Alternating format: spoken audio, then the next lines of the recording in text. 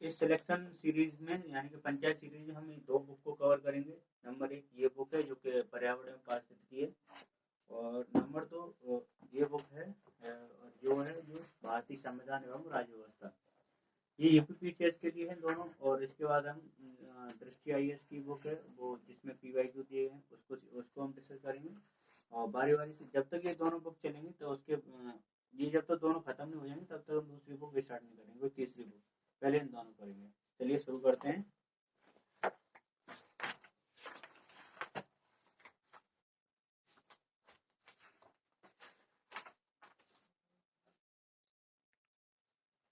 निम्नलिखित प्रश्न नंबर 1 है, निम्नलिखित में से किस अधिनियम में कलकत्ता में सर्वोच्च न्यायालय की स्थापना का प्रावधान किया गया था? बताइए। Option A regulating act 1773, B Pitt का भारत अधिनियम 1784, सी चार्टर एक्ट 1813 और डी 1833 यानी कि चार्टर एक्ट 1833। कौन सा? चार्टर एक्ट 1833 गलत है। रेगुलेटिंग एक्ट 1773 यानी कि 1773 की रेगुलेटिंग एक्ट में कलकत्ता में सर्वोच्च न्यायालय की स्थापना का प्रावधान किया गया था, जिसकी स्थापना 1774 में की गई थी। और इसके जो प्रथम मुख्य न्यायाधीश थे वो थे सर एलिजा एम्फे। निम्नलिखित में से किस वर्ष में भारत सरकार द्वारा पर्यावरण अधिनियम पारित किया गया है? 1982, option B 1986, option C 1990, option D 1992। 1986। हाँ सही। बोलो व्याख्या होता है। हाँ। अगला प्रश्न, कथन कारण में यानी कि 2 ऑप्शन है उसमें 1 और 2। सर्वोच्च न्यायालय की स्थापना के संबंध में आपको बताना है। नंबर 1 कलकत्ता में सर्वोच्च न्यायालय की स्थापना 1773 के रेगुलेटिंग एक्ट के द्वारा की गई थी। नंबर 2 लेमिस्टर इस न्यायालय के प्रथम मुख्य न्यायाधीश थे। आपको नीचे कूट दिए गए उसमें बताना है केवल एक सही है, केवल 2, और सी 1 और 2 दोनों, और डी ना तो 1 और ना ही 2। 1 और 2 दोनों गलत। 1 सही है ना। अभी व्याख्या बताई नहीं। लेमिस्टर में इस न्यायालय की लेमिस्टर थोड़ी ना है, कौन थे? सर एलिजा एम्फे थे प्रथम मुख्य न्यायाधीश। और पहला तो पॉइंट सही है कि कलकत्ता में सर्वोच्च न्यायालय की स्थापना 1773 की रेगुलेटिंग एक्ट के द्वारा की गई थी। पर्यावरण सुरक्षा अधिनियम को अन्य किस नाम से जाना जाता है? छाता विधान या छड़ी मुबारक या पर्यावरण विधान या इको संरक्षण नियम? इको संरक्षण नियम। हाँ गलत, छाता विधान। व्याख्या ना सूची 1 और सूची 2। चलो ये तो नहीं समझ में आएगा, चलो बताते हैं। सूची 1 और यानी कि ए है नियंत्रण परिषद की स्थापना। सूची आगे सेकंड है, इसमें आपको मिलान करना है। नियामक अधिनियम 1777, बी सर्वोच्च न्यायालय की स्थापना पिट भारतीय अधिनियम 1784, सी इंग्लिश मिशनरियों का आगमन में कार्य करने की अनुमति चार्टर अधिनियम 1813, और डी गवर्नर जनरल की परिषद में चार्टर अधिनियम 1813। आपको मिलान करना है, तो मिलान में क्या हो जाएगा? चलिए ऐसे बता देते हैं। मिलान में हो जाएगा ए का, यानी कि नियंत्रण परिषद की जो स्थापना थी वो किसमें? पिट भारतीय अधिनियम 1784 में की गई। और बी में है सर्वोच्च न्यायालय की स्थापना। ये सर्वोच्च न्यायालय की स्थापना अभी आपको बताया था कि डी यानी कि चार्टर अधिनियम यानी सर्वोच्च न्यायालय। इससे पहले सर्वोच्च न्यायालय की स्थापना के संबंध में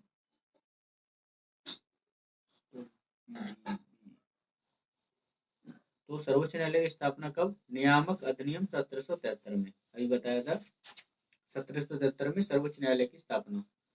और सी है इंग्लिश मिशनरियों का भारत में अनुमति। तो सी ये कब हुई थी इंग्लिश मिशनरी को भारत में अनुमति? तो वो हुई थी यानी कि सी में हो जाएगा 3 यानी कि चार्टर अधिनियम 1813। सी में 3 का 3 सामने ही है। और डी हो जाएगा गवर्नर जनरल की परिषद में कानूनी सदस्य की अनुमति। वो मिली थी चार्टर अधिनियम 1833 में। ठीक, चारों याद।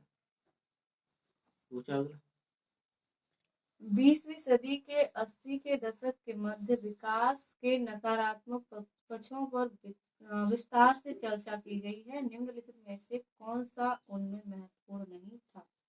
ऑप्शन ए प्राकृतिक संसाधन का क्षरण, ऑप्शन बी पर्यावरण प्रदूषण, ऑप्शन सी राजनीतिक एवं विकास, ऑप्शन डी जन सामान्य का विस्थापन एवं पुनर्वास। सी राजनीतिक एवं विकास। सही है। हाँ। हम्म, 20वीं सदी के 80 के दशक के मध्य विकास के नकारात्मक पक्षों पर विस्तार से की गई चर्चा में प्राकृतिक संसाधन का क्षरण, पर्यावरण प्रदूषण, जन सामान्य का विस्थापन एवं पुनर्वास आदि मुख्य विषय थे, लेकिन राजनीतिक एवं विकास चर्चा का विषय नहीं था। चलिए अगला हम करंट का क्वेश्चन पूछते हैं। भारत और नेपाल के बीच सूर्य किरण संयुक्त प्रशिक्षण अभ्यास कब प्रारंभ होगा? डेट बता। ऑप्शन 9। ऑप्शन बता। ऑप्शन 9 16 से 29 दिसंबर तक भारत और नेपाल के बीच सूर्य किरण संयुक्त प्रशिक्षण अभ्यास आयोजित हुआ है 16 से 29 दिसंबर को। विश्व पर्यावरण दिवस जिस तारीख को मनाया जाता है वह है 21 मार्च, ऑप्शन बी 23 सितंबर, ऑप्शन सी 5 जून, ऑप्शन डी 25 मई। 5 जून। हाँ। विश्व पर्यावरण दिवस प्रतिवर्ष 5 जून को मनाया जाता है। प्रथम विश्व पर्यावरण दिवस वर्ष 1973 में मनाया गया था। उल्लेखनीय है कि स्टॉकहोम अंतर्राष्ट्रीय शिखर सम्मेलन वर्ष 1972 में आयोजित किया गया था। पर्यावरण पर यह पहला वैश्विक शिखर सम्मेलन था। इसी सम्मेलन में 5 जून को पर्यावरण दिवस मनाने का निर्णय भी लिया गया। अगला प्रश्न, निम्नलिखित में से किससे या किन से भारत में अंग्रेजी शिक्षा की नींव पड़ी? ए यानी कि ए के विकल्प है 1813 का charter act, 2 general committee public instruction 1823, सी यानी कि 3 है प्राच्य यानी कि प्राच्यविद एवं आंग्लविद विवाद। आपको बताना है कि कूट के माध्यम से इनमें से यानी कि किसने भारत में अंग्रेजी शिक्षा की जो नींव पड़ी वो किन किन कारणों से पड़ी? मतलब बी डी यानी कि सभी से। तो इन तीनों पॉइंटों का आप ध्यान रखें कि निम्नलिखित जो पॉइंट हैं यानी कि 1813 का चार्टर एक्ट, बी यानी कि 2 general committee of public instruction 1823 और प्राच्य विद एवं आंग्ल विद विवाद, इन तीनों की वजह से भारत में अंग्रेजी शिक्षा की नींव पड़ी। ईस्ट इंडिया कंपनी ने ओरिएंटल शिक्षा की प्रचलित प्रणाली को हतोत्साहित किया तथा पश्चिमी शिक्षा और अंग्रेजी भाषा को बढ़ावा दिया। 1813 के चार्टर अधिनियम में भारत में शिक्षा के प्रसार के लिए प्रतिवर्ष 1 लाख रुपए खर्च करने का प्रावधान अपनाया। कब? 1813 के चार्टर अधिनियम में। ठीक, उसी में ब्रिटिश ईस्ट इंडिया कंपनी ने और 1823 में general committee of public instruction का गठन हुआ 1823 में, जिसकी जिम्मेदारी शिक्षा के लिए 1 लाख रुपए देने की थी। समिति में 10 यूरोपीय सदस्य शामिल थे, जिसके अध्यक्ष लॉर्ड मैकाले थे।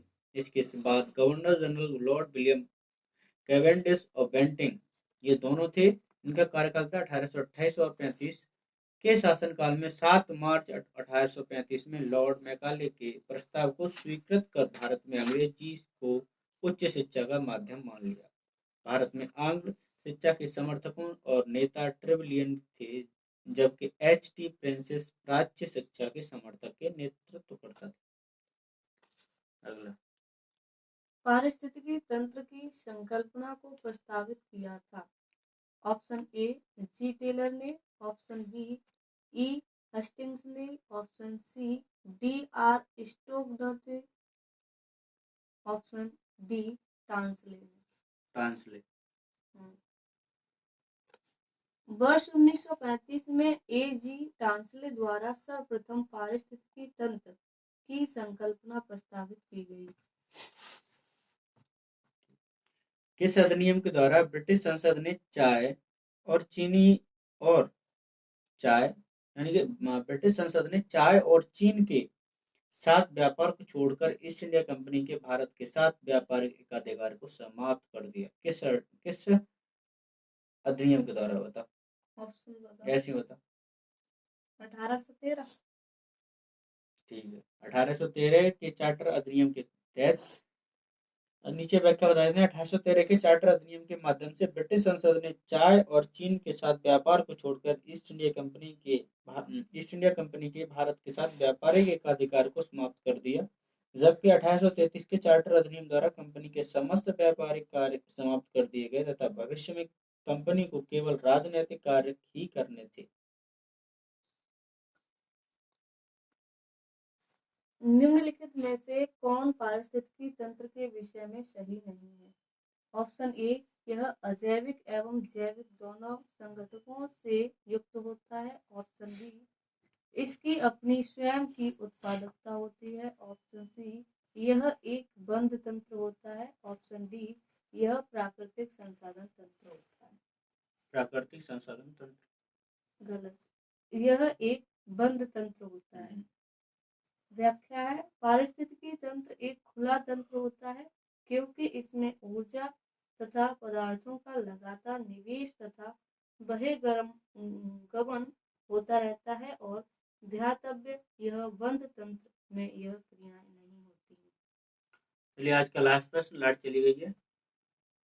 किस अधिनियम में भारतीयों को अपने देश के प्रशासन में कुछ हिस्सा लेने का संभव बनाया? यानी कि किस अधिनियम के तहत भारतीयों को अपने देश के प्रशासन में कुछ हिस्सा लेने के लिए बताया?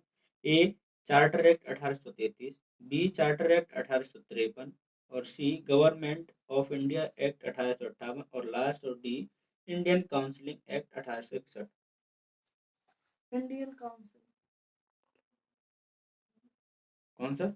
Indian council. 1800 यानी कि A, charter act 1833। Charter act 1833 की धाराओं में सबसे महत्वपूर्ण धारा संख्या 87 थी, जिसमें यह कहा गया कि किसी भी भारतीय अथवा क्राउन की देशज प्रथा को अपने धर्म, जन्मस्थान, वंशानुक्रम, वर्ण अथवा इनमें से किसी के एक कारणवश कंपनी के अधीन पद अथवा सेवा के अयोग्य नहीं माना जा सकेगा। कालांतर में राजनीतिक आंदोलनों में 1833 की यह धारा प्रशासन में भागीदार हुई मुख्य आधार बनी। यानी कि 1833 के चार्टर एक्ट के तहत भारतीयों को अपने देश के प्रशासन में कुछ हिस्सा लेने का संभव बनाया।